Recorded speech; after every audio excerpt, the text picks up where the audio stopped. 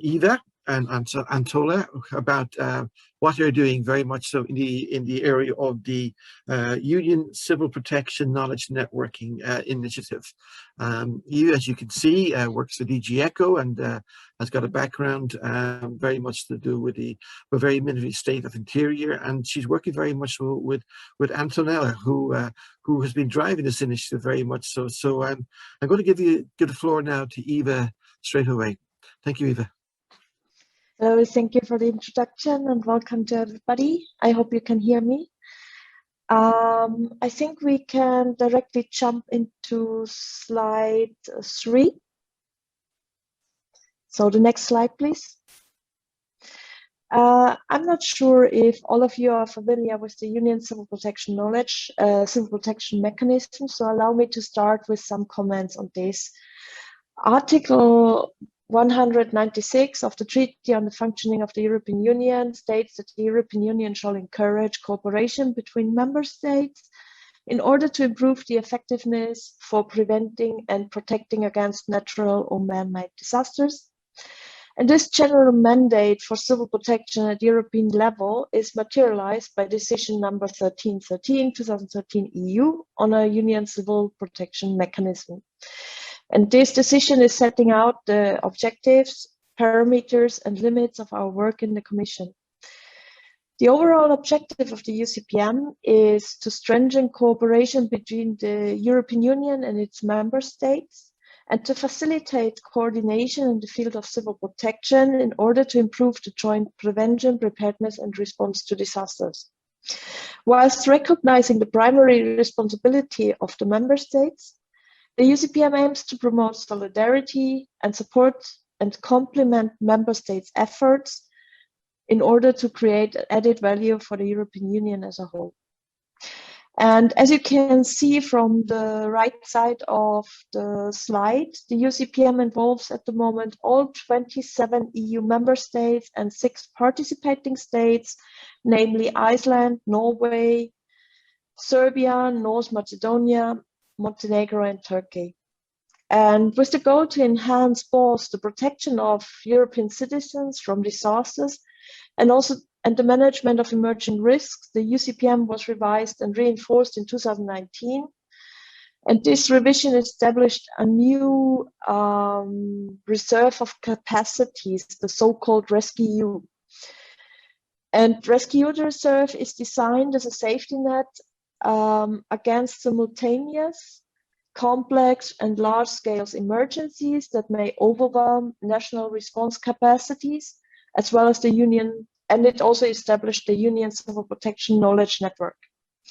And very recently, on 26 May, the latest legislative revision to further strengthen the UCPM entered into force. And this latest revision and its elements will boost the UCPM, in particular in response to large-scale emergencies impacting several countries at the same time, as we have experienced during the COVID-19 pandemics, and where national responses and voluntary expressions of solidarity may not be sufficient. Thus, it will provide the European Union with additional emergency capacities and financial means to enhance its rescue reserve, but my colleague Antonella will later tell you more about RescEU and CBRN in particular. So next slide, please. With the creation of the knowledge network, the EU member states recognized the significance of better mutual exchange of knowledge, experience, best practice, and lessons learned, and also the need to further reinforce the efficiency and effectiveness of joint training and exercise, as well as the promotion of research and innovation in the area of civil protection. So to put it in the words of our commissioner, we know that resilience depends on preparedness, and preparedness depends on knowledge and tools that deliver that knowledge to those who need it. This is the role of the Union Civil Protection Knowledge Network. But maybe why creating a network? So next slide, please. A network is much more than the sum of its individuals. A network encourages to think bigger while increasing awareness and understanding of local realities and to reach a language that is understandable to all. So a network improves the quantity and quality of relationships, providing a framework for effective collaboration and generating more coordinated and effective actions. Networks encourage people to work together, recognizing the value and contribution of each member and co-creating a better system. And this is also what the knowledge network wants to do. Briefly, the knowledge network should take cooperation to the next level. It will offer a set of strategic activities for capacity development, build bridges between civil protection and disaster management and scientific stakeholders, facilitate partnerships also through dedicated financial instruments, and it will improve the learning offer for its community. It should serve as a knowledge broker, partnership facilitator, and innovation booster in the sector of civil protection and disaster management. And it's also mentioned, it's important to note that the knowledge network is a space for all. It's not only a commission tool. And this brings me to the knowledge network and its mission and objectives, and also its vision, which you can see on the next slide. So the overall vision of the knowledge network is to strengthen the efficiency and effectiveness of civil protection and disaster management in all phases. So we look at prevention, preparedness, and response in line with the overall UCPM objectives. And at the moment, we see in these areas several distinct financial instruments, projects, programs, organizations, networks, communities of users operating in parallel with a certain fragmentation of resources, knowledge, and expertise. And the knowledge network aims to bring structure to this complexity and to connect the dots for the benefit of all of the UCPM, and to support also the union's ability and capacity to deal with disasters. And for this, it will create an ecosystem where civil protection, disaster management experts and organizations can meet, share their knowledge, and co-create. And our ambition is to establish in close cooperation with member states a network that will work for the civil protection, disaster management community, but also will be run by the community itself. So the knowledge network has 6 main objectives, which you can see on this slide. It's connecting knowledge holders, enhancing coordination, improving expert skills, and so on. You can read it on the slide. So looking at the time, I will jump to the next one. So how will the knowledge network reach its objectives? It will create a set of activities starting with existing ones. So that means the network will focus on the priority areas identified in Article 13, so the legislation. And amongst others, it will strengthen the efficiency and effectiveness of training and exercise, as I said before, promote innovation and dialogue, and enhance cooperation between member states, national civil protection authorities, and services.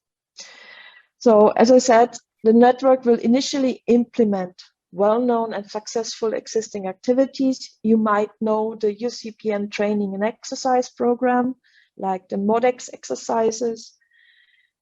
And it will strengthen those activities, consolidate them, and also gradually introduce new initiatives. And thereby it will follow a comprehensive, interdisciplinary and cross-sectoral approach. And as you can see on the slide, the activities will be structured along 2 so-called pillars of the knowledge network: capacity development, science, research, and innovation. We call it the science pillar, and some horizontal activities. So the general objective of the capacity development pillar is to enhance and develop individual and collective capacity of the UCPM stakeholders for preventing, preparing for, and responding effectively to emergencies.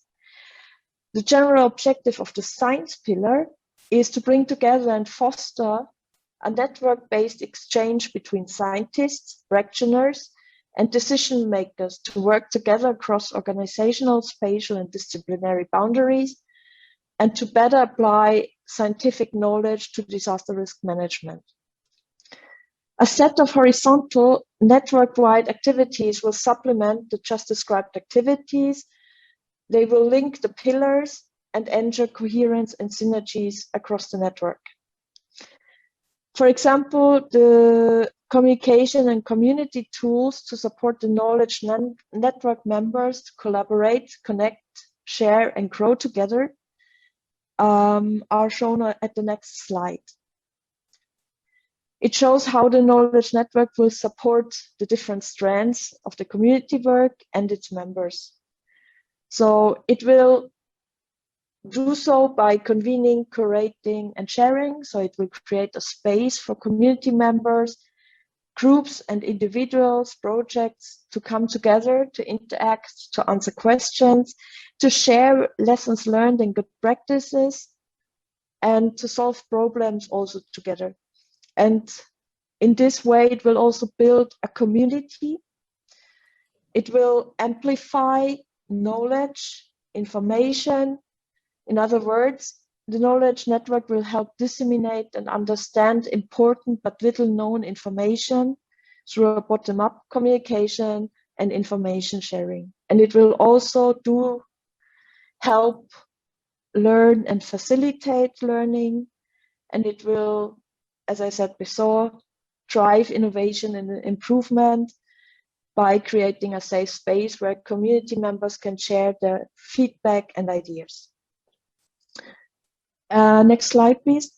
The Knowledge Network's community main working tool will be an online collaborative platform, which is currently under development with Digit, our IT service.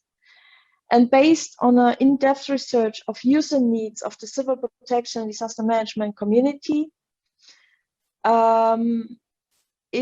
the main building blocks of the platform will be a comprehensive and easily accessible knowledge library, practical online collaborative spaces, and a modern learning management system. It will also include news section with multimedia content and link to existing relevant platform and websites. For example, to the Community for European Research and Innovation for Security managed by DG Home. The minimum viable product, so the first version of this platform will go live in December 2021, so stay tuned. And on the next slide, I have repeated throughout the presentation that the knowledge network is for its community and so also for you. So with the tools the knowledge network will offer, like the platform, we see that it will bring about the following positive changes. It will improve cross-sectoral and multidisciplinary cooperation, increase blended networking opportunities to share and learn, and it will also help to make stronger ties between researchers, policymakers, and experts, and also help easier translate scientific findings into civil protection and disaster management practice. And how could this look and what could this mean in real? So I hand over to my colleague Antonella. Let's have a look at rescue CBRN work. Thank you very much. Thanks, Eva, and good morning, everyone. Also from me, thanks again for having me today.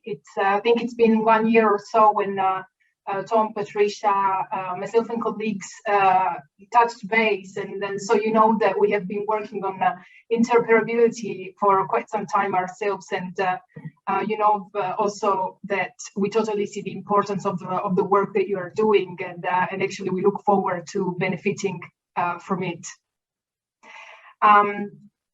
Network, like Eva has just been talking about this knowledge network, and I will be talking about the systemic approach that we are using. I think it is important that we do emphasize, of course, that these are fairly new approaches that are being used, particularly by institutions that have been traditionally quite siloed in their approach. When we have a complex problem, a complex system, it doesn't quite work to use siloed approaches, of course. We have to think systemically, and we have to put in place networks. We have to be aware of interdependent risks, of our interdependencies. We have to be aware of the fact that we live in a system of systems, in fact, in many systems of systems. And so the approach that we need to face those interdependent risks, to build systemic resilience in the EU, because that's ultimately why we are here today. We want to make sure that the EU community is safer, right? So to build that systemic resilience, we do need to address the interdependent risks by using networks, by using systems, by using our systems thinking. Interoperability, then, we acknowledged, you know, like quite early on, that interoperability is key to make sure that we can manage our interdependencies proactively. Not only that we manage the risks, but that we chase the opportunities, that we make sure that we are in touch with what's happening out there, what we know and what we don't know. And so working on interoperability in the implementation of CBRN Rescue has been key from the beginning. But what is CBRN Rescue? Next slide, please. You may know, or you may not know, that there is an emergency response coordination center. That's the center that monitors risks and disasters around the globe, and also is the center that coordinates the deployment of capacities from both the European Civil Protection Pool, but also from Rescue. These capacities, we call them capacities, they are solutions, they are often they are equipment and teams that they are deployed when member states and participating states of the Union Civil Protection Mechanism are overwhelmed responding in their response to a disaster. Next slide, please. So what happens is that when there is a disaster, the very first line of defense is for member states to put in place their own national capabilities to respond to that disaster. If that's not sufficient, they can request certain solutions that can be deployed out of the European Civil Protection Pool. That's where member states can commit to the pool existing capacities, and we fund both the maintenance and the deployment of those capacities. If we don't have certain capacities, or if there is a lack of a quantitative lack, essentially, of a quantitative gap of capacities in the pool, then there is Rescue. I'm responsible for the implementation of Rescue CBRN. And there are also other capacities, including medical and medical capacities, including also strategic stockpiles and aerial forest firefighting capacities that are part of Rescue. So at the moment, next slide, please. At the moment, we are focusing on CBRN decontamination capacities. So we are in the implementation phase, but still this year we also kick off detection, identification, and monitoring, and also CBRN stockpiles. To give you an idea, maybe let's go to slide 18, please. To give you an idea of the capacities that we have under Rescue at the moment. Yes, so here you can see the capacities. Next slide, 2 slides from here, please. Yeah, thank you. Here you can see the Rescue capacities that are currently available. And in the next slide, you can see all the capacities that are available in the EU already as part of the pool. So this is Rescue, and the next slide. So you can see here that in the European Civil Protection Pool, we have also several CBRN capacities. However, we don't have any decontamination, for example, which is partly the reason why we are developing CBRN decontamination under Rescue. How does it work? So next slide. And here we get really into the topic of interoperability also. So during task teams are essentially meetings where CBRN experts, which have been nominated by member states and participating states authorities, they nominate experts that take part into these technical working groups, essentially. Together with them, we refine the technical specifications. We talk about the number of capacities, the geographic spread of these capacities, and we detail really the elements that can help us then move towards the capacity development. And that's really what gives us the grant then to go and write the grants for which member states can apply.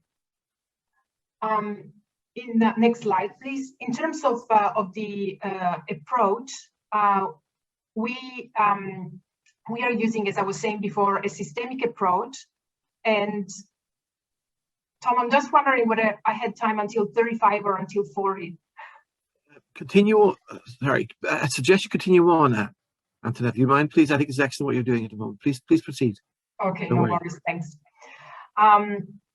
So as I was saying before, we use a scenario-driven, a systemic approach based on scenarios. So we use reference scenarios because we have to make sure that we are targeting the capacities to the right level. So we are not trying to build capacities that are comparable to member states' capacities. We are trying to really build an extra layer of defense, essentially, above what member states already have. Rescue is not meant, in other words, to match member states' shortcomings. If you don't have something, it's not a Rescue is going to be your solution. We are going to build on top of what you already, what already member states and participating states have. And so in order to do this, but also to consider both, let's remember that, of course, CBRN threats are high impact, low probability events. So we always have to make sure that we are looking at historic data while still taking into consideration the projections and what we don't know, right? We always have to make sure that we are also considering the so-called black swan events. So using a scenario the scenario approach, reference scenarios can really help us to compile, to put together a common narrative with experts from these 27 plus 6 participating states, 33 participants, and put together, discuss the narrative, of the type of disasters that we are preparing for, knowing that the exact scenarios that we are discussing are probably not going to eventuate, but the attributes normally will. And we know that very clearly from literature, from practice, etc. So we're using the scenarios as tools. And then we're using a systemic approach to navigate these synergies, to make sure that we can get hold of knowledge more quickly, that we can mitigate risks of unnecessarily doubling up, and also to test ideas and collect feedback. And to this end, as Tom knows, and yesterday you've heard Clive from Encircle, we keep this system open, and we really believe that using a systemic approach is not just one of those things that you do to tick boxes, but you share tools, you share conversations, you move forward, and there is really a constant swapping of notes, really, that can help you advance each other, in different tasks, but in the same direction in a way. So, for example, with Encircle and also with STAIR4SECURITY, we have been exchanging CBRN standards, and we have been also discussing this then with the member states. So you see the systemic effect of the work that we are doing in very practical terms. So to say that this is really, you know, like this might sound very theoretic, but this is really, you know, like everyday sort of, it's our bread and butter really every day. Maybe like I'm just gonna go to the next slide and really explain that rescue. How is rescue then contributing to building EU resilience? It's not just a question of providing funding, but as I was saying before, like it's also the aspect of having these technical conversations with member states. Being also intermediary between member states and the different stakeholders in this system of systems, in the CBRN ecosystem, and making sure that we are in touch also with low TRL sort of with those institutions, organizations, but also private companies that are working on low TRL, so that we also have a projection of innovation into the future. Next slide. And so interoperability has indeed been a topic that has been on, you know, like on our key priority, and we have been working with member states, and we will continue to do so also as we move forward.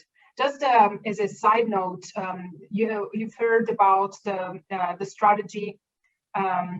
The industrial strategy on defense and security. So we are also part of that work. We are following the EU security market study. And so we are really, I really want to encourage you, you know, like this system that I have been talking about is open. So we are, you know, like I'm on LinkedIn. I can, you know, like if you think that we can collaborate, that there can be synergies, you know, like for me, an invitation really to connect and to grab a coffee and eat coffee together this time. I will stop here maybe.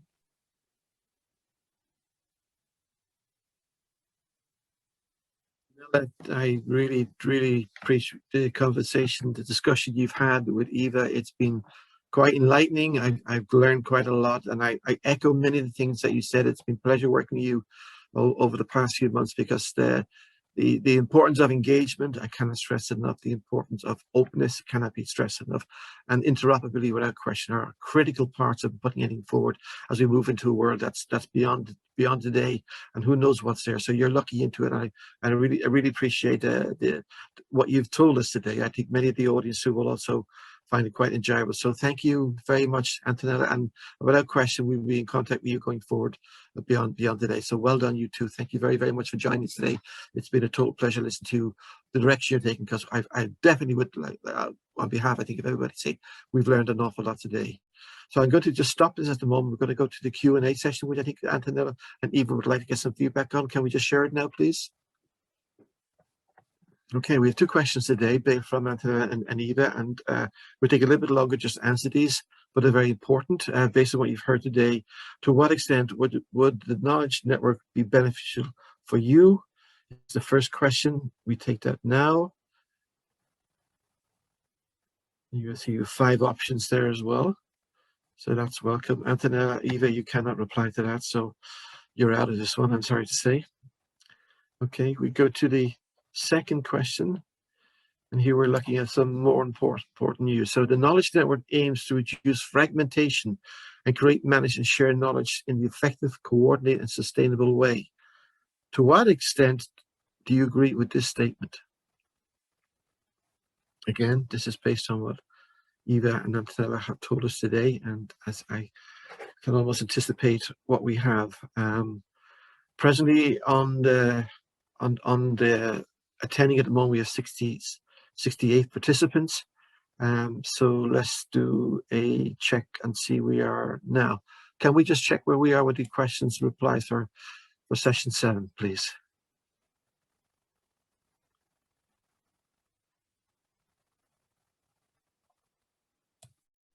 Anna, Catherine, can we get a poll, please? Reply. Can we close the poll and get the answers? Okay, let's take the first question. slightly a little bit mixed than I thought it would be based on what you've heard today. To what extent would the knowledge network be beneficial to your work? So it's 36%, 36% believe it would be, and some are in the level of somewhat. So we please make a note of that. And then we go to a question to do with knowledge network aims to reduce fragmentation. And do you agree?